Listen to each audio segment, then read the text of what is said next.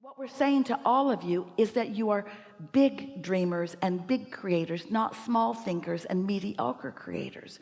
And when you approach life from your physical standpoint of moving stuff around, you create so much less than you are capable of, that you begin to believe in your unworthiness, for which you ask for forgiveness.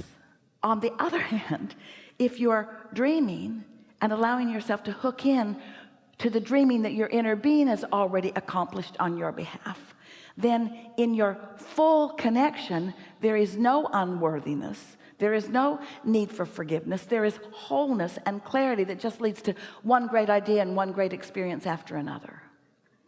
This really got into some far-reaching conversation about the power of creation, and it's only possible to have a conversation like this in a gathering where desire is strong and willingness is steady. They've been patient. I know. Thank you. They've been willing to stay in the vibration of the thought until it moved into a place of greater understanding.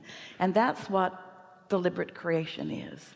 Deliberate creation is taking the bounce from what is, but not looking back at what you bounced from.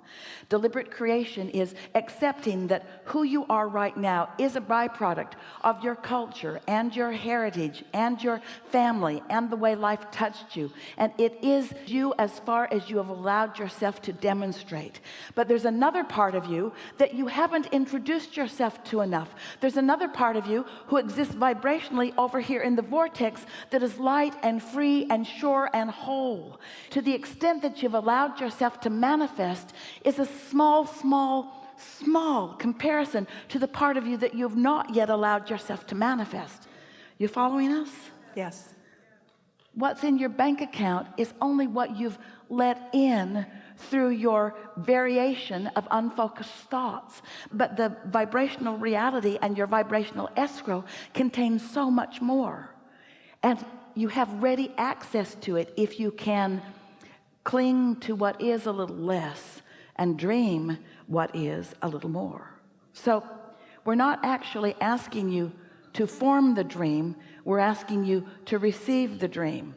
We're saying to you that through life you knew what you didn't want and you launched a rocket about what you did. Every time you touched one end of the stick, you created the other end of the stick.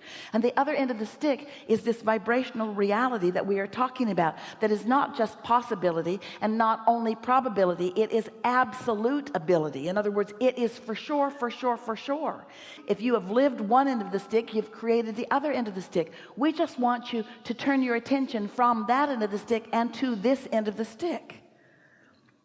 Pulling out all the stops and giving you everything we've got in relationship to this. So what that means is that with everything that you've lived, you put a piece of it in your vortex.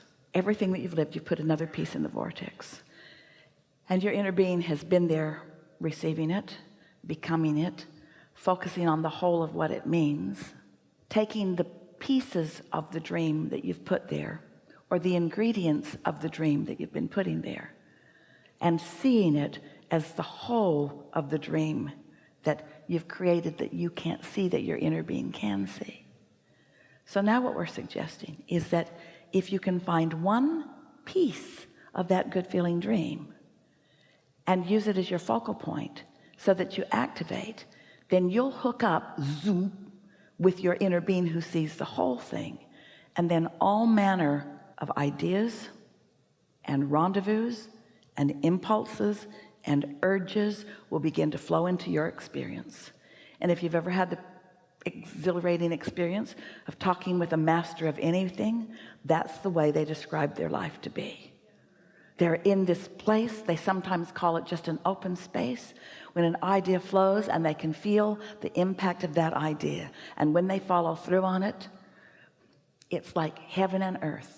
It's like everything that exists in the universe becomes a cooperative component, all responding to the action that they are offering with their thought, you see. And so If we were standing in your physical shoes, we would be a little less attentive to the things that have already manifested, because it's old news. It's like gum you've chewed the flavor out of. And would be more attentive to what's in the vortex. And when we catch a glimpse of something that felt particularly good, we would milk it until we were sure that we had identified and isolated the feeling of that.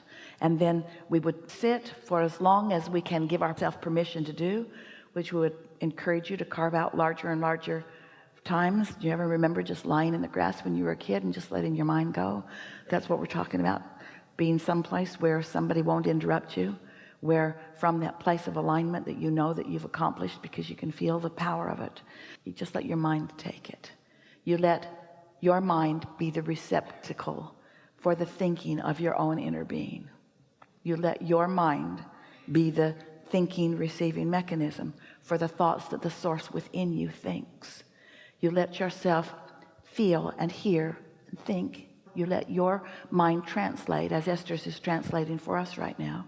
These are not Esther's thoughts. These are our thoughts that are moving through Esther's mind, our thoughts that are moving through Esther's mind, and she's finding the physical equivalent words to express for them. And you will find the physical everything equivalent, the urge, the impulse, the feeling. You'll be driving down a street one day and you'll feel like stopping at 7-Eleven, and you won't know why, because you don't like the slushies there. But you're in there because you felt like going in there, and you see something and you think, well, maybe that was it. I did need Kleenex, and maybe that was it. I did want a bottle of water. But then on the way out, you have an impulse to buy that ticket, and when you do, it's a winner. And you recognize it after the fact. What we want you to do is recognize it before the fact. We want you to follow the feeling without the payoff, because the feeling is the payoff. We want you to follow the feeling without the payoff, because the heightened feeling is the payoff. And once you get hooked on the feeling, once you get hooked on the feeling of alignment, then what happens is the payoffs start coming, and then you'll be hard-pressed, as we are, to explain it to anybody else, because they won't be really ready to get it. They'll want to know, how did you get there? How did you know when to stop? How did you know? Oh, and then they want to call it luck. No, it wasn't luck. It was inspiration. It was intuitiveness. It was in the vortexness. It was being in the vicinity of the vortex. It was following an impulse that I'd learned to practice. Helpful? Yeah, a little bit. Helpful. Really good. Really good.